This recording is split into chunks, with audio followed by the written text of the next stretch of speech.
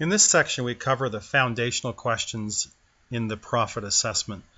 And we have 4 areas that we're looking at in this section. The first are the questions regarding corporate governance. Secondly, we have current clients. Then we have industry essentials. And finally, we have marketing basics. We want to gain a broad understanding of the company before we jump in and start finding breakthroughs in specific little areas. So in corporate governance, we have 7 questions. And the first is, tell me about the power structure of your company. Who runs things?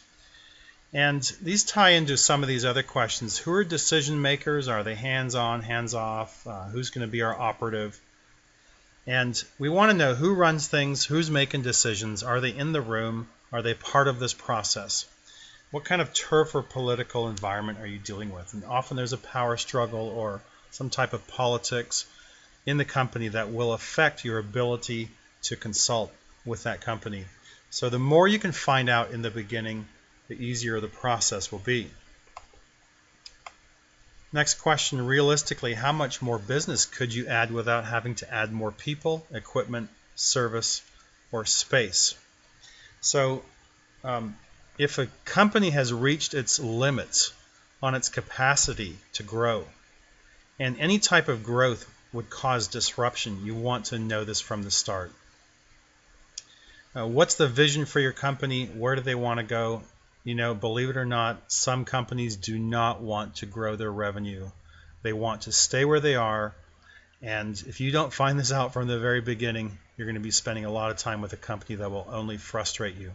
So find out where they want to go, and you'll know in a broad sense if you can help them get there, certainly by the end of the profit assessment.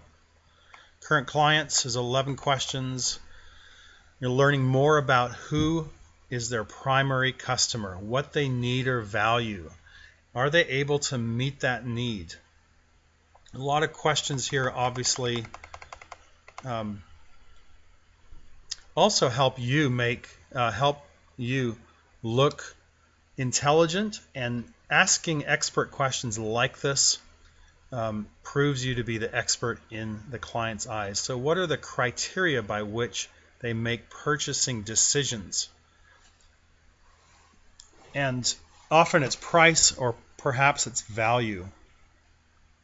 So that answer then again will help you as you lead this client forward. How many clients do you have that are both active and inactive? And you can enter your numbers of active clients, inactive clients, and the percent of clients that are inactive. So how many of your clients are your dream clients? Perhaps you want to have a focused campaign going after dream clients. What does it cost you to get a client? How much do you make from the client in the first year, sales and profits? And then you have a question about lifetime value. How much revenue will you make from your average client over the lifetime of their buying relationship with you?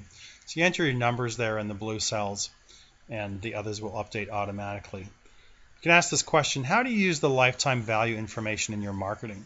Perhaps a business, most businesses don't understand the lifetime value of a customer, and perhaps they're a service business and you help them understand that a customer comes to them and spends $50 a month. Well, it's $600 over a year, and maybe they stay 3 years. So they're making $1,800 from one customer, but they're afraid to spend $50 to get the customer in the door. You can help them see that it makes a lot of sense that you could spend a lot more to get a customer in the door because they're bringing them $1,800 over the lifetime buying relationship.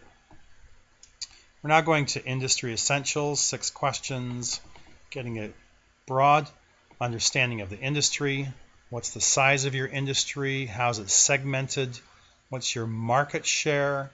Are you gaining or losing market share? What are your key opportunities? And to what extent are you taking advantage of these opportunities? Finally, some marketing basics. Do you have a marketing plan that you refer to? If they do, ask to see it. What changes do you see need to be made in your plan? And this question, they will often give you the key to their success. Maybe they know it, but they haven't quite thought about it before, but it just comes jumping out of them. Is your marketing budget based on a percent of the sales, or is it a fixed number according to the annual budget? If you can help them see that if they grow, they'll have more money for marketing, then of course that's to your advantage. Or maybe they have constraints that are placed upon them. Do you have a marketing director? If they do, this person needs to become your friend. You are not an adversary to this person.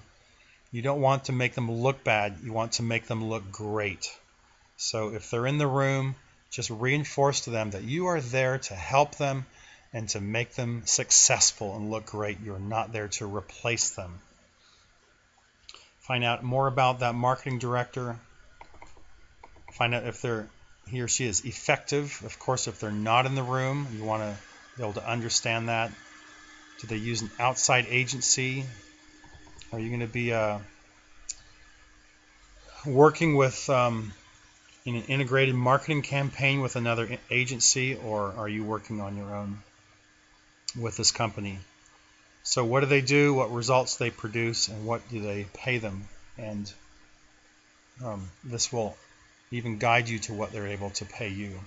So you can write all your notes in these sections here, and certainly at the end here, either at the time or later, you can come back and write a summary of this page.